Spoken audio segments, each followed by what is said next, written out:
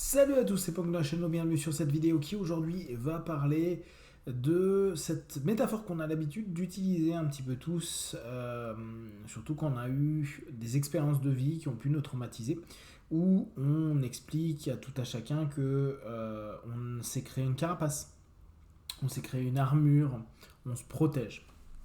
Je trouve toujours cette métaphore hyper intéressante, d'ailleurs on l'exploite assez souvent dans des MP3 ou dans des sessions pour permettre aux personnes de pouvoir créer une distance, de pouvoir se protéger, se sentir se protéger. Récemment, je l'ai fait, d'ailleurs, je suis en train de penser à ça, à un enfant, et clairement, c'est quelque chose qui peut lui parler complètement. Maintenant, prenons ça autrement. Beaucoup de personnes, donc, se protègent. Cool. Beaucoup de personnes portent une armure, portent une carapace. Cool. Beaucoup de personnes ont réfléchi avant de porter cette carapace et cette armure.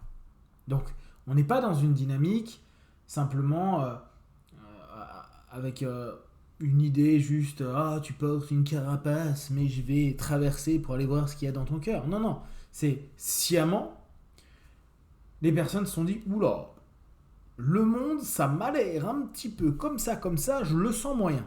Je vais peut-être me protéger un peu plus parce que quand j'étais enfant, ado, jeune adulte, ou à un moment dans la vie adulte, je me suis quand même pris des bons coups dans la tronche, je me suis peut-être fait poignarder plusieurs dizaines de fois, je me suis peut-être fait trancher, attaquer, tirer dessus, bref. En plus, les expressions françaises peuvent nous donner pas mal de choses là-dessus. Donc, on a appris à se protéger. On a mis en place une armure, une forteresse, parfois un peu compliquée à pénétrer pour aller voir réellement ce que la personne veut proposer, partager, ce qu'elle est réellement.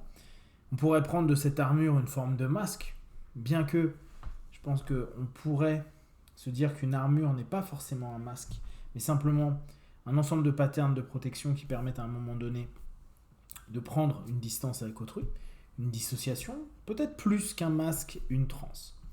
En tout cas, dans cette dynamique-là, on a toujours cette sensation à se dire c'est cool, je sais me protéger, je suis solide, je peux encaisser. Très bien. Maintenant, ce que je constate souvent, et ça m'est arrivé aujourd'hui, donc je vous en fais part parce que je trouve que c'est particulièrement intéressant, c'est que beaucoup de personnes qui portent des armures ont été blessées. Bon, ça, super, c'est pas une nouveauté. Par contre, la blessure est encore une plaie béante. La blessure n'est pas une cicatrice. Et quand, symboliquement, avec des questions, avec une orientation, avec un recadrage, on permet à notre partenaire de se rendre compte qu'en réalité, derrière cette armure qui les protège, qui est souvent un peu lourde, un peu rigide, ils se rendent compte qu'en réalité, ils sont en train de protéger une blessure. Pas protéger le corps de plein d'agressions potentielles. Ils sont en train de maintenir une blessure. C'est pas que ils sont en train de la guérir, ils sont en train de la nettoyer, ils sont en train de la panser, ils sont en train de l'opérer. Non, ils ont une armure dessus qui les empêche eux-mêmes d'aller contacter cette partie d'eux, de se mettre en lien, en rapport, en écoute, en bienveillance, en respect avec cette partie d'elle. Et là, on peut voir l'armure comme devenant dès lors réellement problématique. Nous qui l'avons utilisé assez souvent, et moi je l'utilise encore, je me souviens qu'il y avait un exercice de Burt Goldman dans Supermind où il y avait l'armure de Lancelot. Bon, c'était le nom de l'exercice, si ma mémoire fut bonne. Et c'est quelque chose que moi je trouve intéressant. Bon, il n'y avait rien de nouveau, hein. Moi je le faisais depuis que j'étais gamin parce que j'ai vu les Chevaliers du Zodiaque. D'ailleurs, s'il y a des gens qui ont vu les Chevaliers du Zodiaque et qui l'utilisent de temps à autre dans leur séance d'hypnose, n'hésitez pas à me le faire savoir. Donc, on a cette notion de se dire ok, ça protège. Mais combien de fois on s'est dit mais je suis juste en train de m'empêcher d'aller traiter cette douleur. Je n'enlève pas cette armure parce que j'ai peur de voir que je suis encore blessé. J'ai créé des barrières et autres parce qu'au bout du compte, je suis encore vulnérable.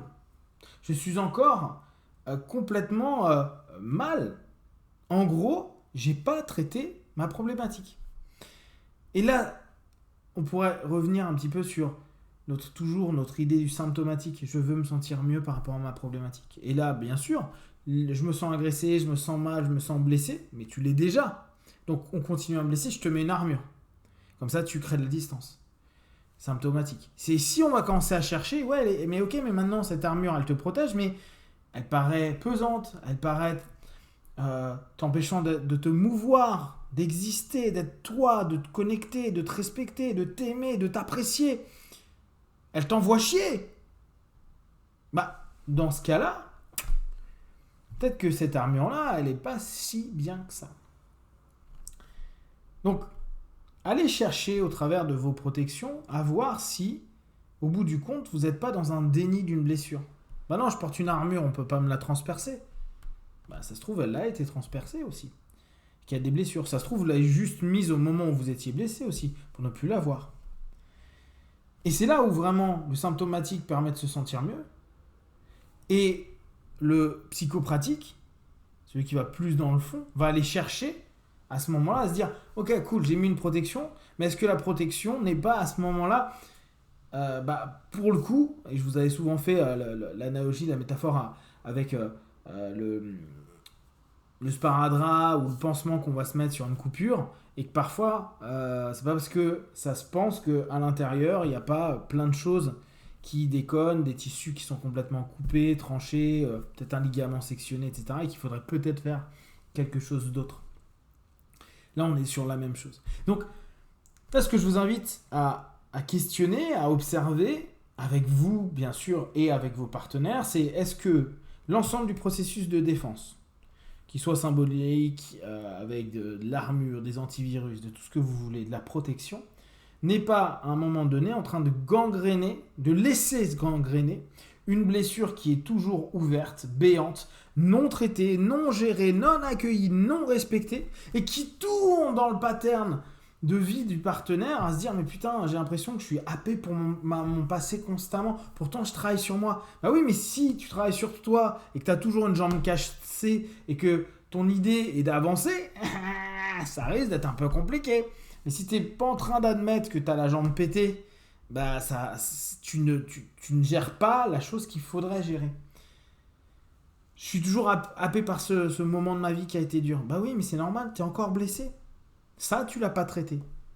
Tu as avancé sur plein de choses, tu as rampé, ou tu as avancé avec la douleur, avec les maux, avec le mal. Ok, pas de problème.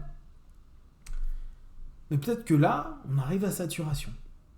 Donc, petit à petit, permettre de rentrer en contact avec cette blessure. Rentrer en contact, voir comment elle est perçue. Est-ce qu'elle est ouverte, profonde? Est-ce qu'elle est en train de pourrir? Et c'est ce mot-là, il est souvent là, elle est pourrie. Donc j'ai une blessure à l'intérieur de moi qui en plus s'est infectée et me pourrit encore. Comme si ça ne suffisait pas déjà d'être blessé. Pas cool. Donc il y a plein de choses qui se cumulent. Et c'est comme si on mettait des strates en plus sur un bordel qui déjà nous emmerde à longueur de vie. Commencez à observer, laissez votre partenaire observer. Laissez votre partenaire reprendre contact. Laissez votre partenaire devenir son propre infirmier. Se nettoyer, se désinfecter, s'opérer, que ce soit symboliquement ou bien sûr avec vos questionnements, vos orientations, avec des prises de conscience, des prises des ouvertures mentales, cognitives, émotionnelles, intellectuelles sur différentes facettes. Bien sûr, tout l'aspect kinesthésique. N'hésitez pas à l'entraîner à petit prendre en compte que il y a cette blessure et qu'il y a un questionnement après à se poser sur est-ce que je remets une armure similaire? Est-ce que j'ai encore besoin d'une armure? Est-ce que je ne peux pas trouver autre chose? Et est-ce que j'en ai encore besoin? Et là, la réponse est juste pour chacun. Il faut juste, nous, leur permettre qu'ils trouvent la bonne solution, la bonne réponse pour eux. Si vous avez des questions et des remarques, vous partagez sur Facebook, YouTube, j'y répondrai le plus rapidement possible. Et comme d'habitude, de tout ce que je propose, ne prenez que ce qui est bon juste pour vous. Testez, observez, analysez et concluez. Be one, ciao!